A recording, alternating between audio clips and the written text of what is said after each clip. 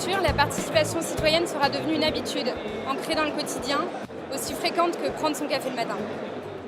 Bonjour Claire, alors j'ai une confidence à te faire. Aux dernières élections législatives, je ne suis pas allé voter. Et comme beaucoup d'autres Français, puisqu'on était 57% à ne pas s'être déplacés, ce qui est un taux historique. Et pourtant, je suis bénévole dans 3 associations.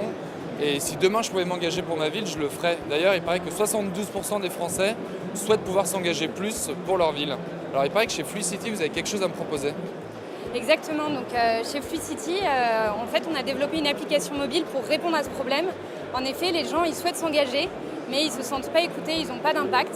Et donc Fluicity, c'est une application mobile qui met en relation les citoyens et les décideurs. Et notre but, c'est de valoriser les idées et de les concrétiser ensemble. Très concrètement, tu télécharges l'application, tu rejoins un espace participatif ouvert sur Fluicity. Et ici, tu peux consulter les actualités de la mairie, tu peux poster ton idée, tu peux répondre à des sondages, répondre à des budgets participatifs.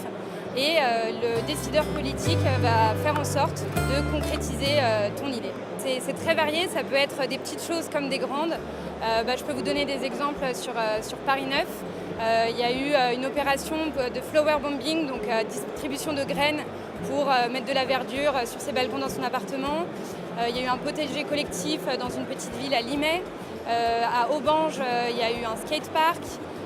Voilà, plein d'idées comme ça. On a aussi la ville de Vernon, où il y a 12% des habitants de Vernon qui sont sur Fluicity. Et ici, leur idée, c'était d'ouvrir une boîte à livres collectif.